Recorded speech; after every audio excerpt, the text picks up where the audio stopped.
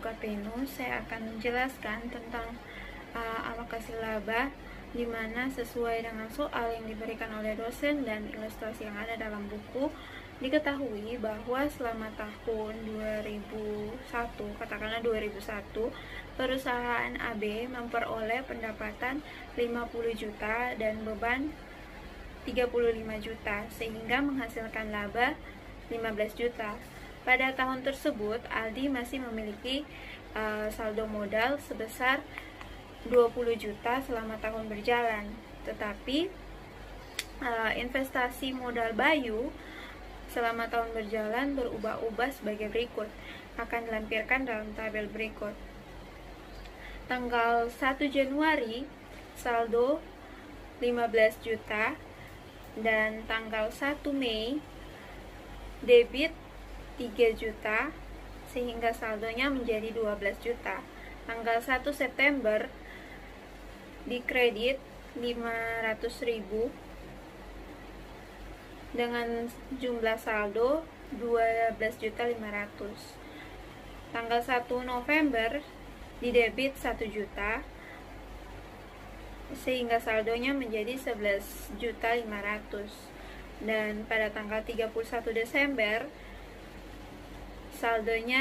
total saldonya 11.500.000. Nah, nilai debit sebesar 3 juta dan 1 juta dicatat dalam akun penarikan Bayu. Sedangkan untuk tambahan investasi di akun modalnya. Selanjutnya kita akan membahas tentang rasio pembagian laba secara arbitrer. Jadi Aldi dan Bayu dapat saja menyetujui pembagian laba dengan rasio yang tidak ada hubungannya dengan saldo modal atau kondisi operasional persekutuan. Nah, misalnya para sekutu setuju untuk membagi laba dan rugi dengan rasio 60% untuk Aldi dan 40% untuk Bayu. Maka perjanjian pada persekutuan menyatakan perbandingan ini sebagai rasio 3:2. Berdasarkan tabel yang ada, maka dapat digambarkan bagaimana laba neto didistribusikan menggunakan rasio 3:2, di mana presentasi pembagian laba untuk Aldi 60%, untuk Bayu 40%, jadi totalnya 100%. Untuk laba neto 15 juta dan alokasi 60/40. Jadi 15 juta dibagi dengan 60% dapat 9 juta. 15 juta dibagi 40% didapat 6 juta. Jadi untuk Aldi 9 juta dan untuk Bayu 6 juta. Sehingga totalnya menjadi 9 juta untuk Aldi dan Bayu 6 juta. Berdasarkan tabel di atas, maka dapat digambarkan bagaimana laba neto didistribusikan ke akun modal para sekutu. Nah, distribusi secara aktual diselesaikan dengan menutup akun ikhtisar laba rugi. Selain itu, akun penarikan ditutup menggunakan akun saldo pada akhir periode. Untuk itu, pada tanggal 31 Desember 2001, jurnal yang dapat ditulis adalah yang pertama, modal Bayu. Pada debit 4 juta, penarikan Bayu 4 juta pada kredit. Menutup penarikan oleh Bayu. Nah, yang berikutnya yaitu pendapatan. Di debit pada beban di kredit pendapatan sebesar 50 juta, pada beban 35 juta, dan pada ikhtisar laba rugi 15 juta untuk menutup pendapatan dan beban. Selanjutnya yaitu ikhtisar laba rugi. Ikhtisar laba rugi di sini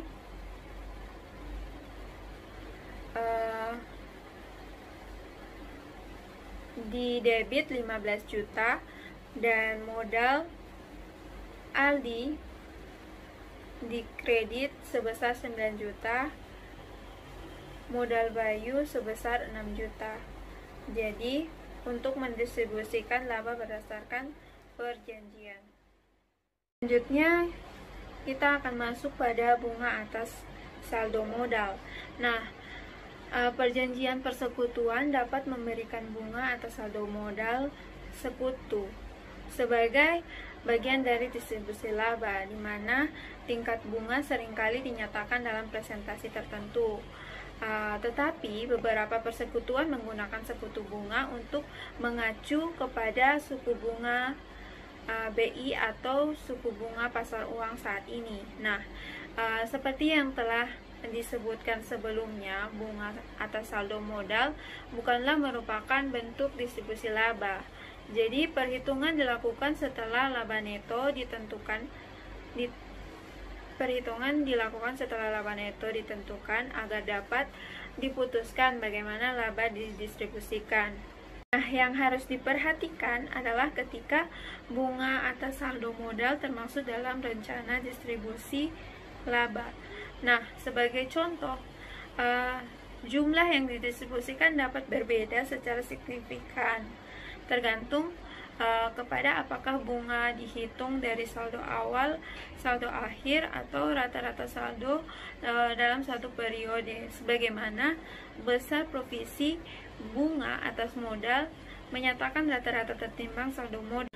Nah, metode ini secara eksplisit mengakui kurun waktu dari tingkat modal selama satu periode. Misalnya rata-rata tertimbang saldo modal Bayu untuk tahun 2001 dihitung sebagai berikut.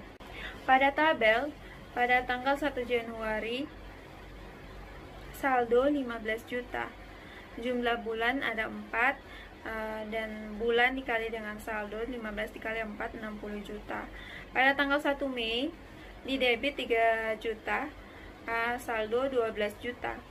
Jadi pada jumlah bulan 4 dikali bulan dikali saldo jadi 48 juta. Pada tanggal 1 September di kredit 500.000, saldo 12.500.000. Jumlah bulan 2 dikali dengan 12.500.000 dikali dengan 2, maka didapat 25 juta. Nah, pada tanggal 1 November di debit 1 juta, saldonya 11.500.000, jumlah bulannya 2. Jadi 11.500.000 dikali dengan 2 didapat 23 juta. Nah, untuk total secara keseluruhan 156 juta. Nah, untuk rata-rata modal 156 juta dibagi dengan 12 didapat 13 juta. Jadi, jika Adit dan Bayu setuju untuk mengenakan bunga 15% atas rata-rata tertimbang, maka saldo modal dengan sisa laba yang didistribusikan pada rasio 60/40, maka didistribusikan laba 15 juta yang akan dihitung sebagai berikut. Jadi presentasi laba untuk Aldi 60 juta, Bayu 40 juta, totalnya 100 juta. Rata-rata modal 20 juta. Untuk Aldi dan Bayu 13 juta. Laba netonya 15 juta. Bunga atas modal 3 juta untuk Aldi dan 1.950.000 untuk Bayu. Totalnya 4.950.000. Sisa laba 10.050.000 rupiah. Alokasi 60/40, 6.030.000 untuk Aldi dan 4.020.000 untuk Bayu. Jadi totalnya adalah 10.050.000. Nah, untuk total secara keseluruhan pada Aldi mendapat 9.030.000 dan untuk Bayu 5.970.000. Selanjutnya kita akan masuk pada gaji. Gaji yang dibayarkan kepada sekutu seringkali termasuk dalam rencana distribusi laba untuk mengikuti dan mempertimbangkan kompensasi atas perbedaan jasa yang diberikan masing-masing sekutu kepada persekutuan. Nah, sudah menjadi persepsi umum dalam akuntansi persekutuan bahwa gaji kepada sekutu bukan sebagai operasi tetapi bagian dari rencana distribusi laba.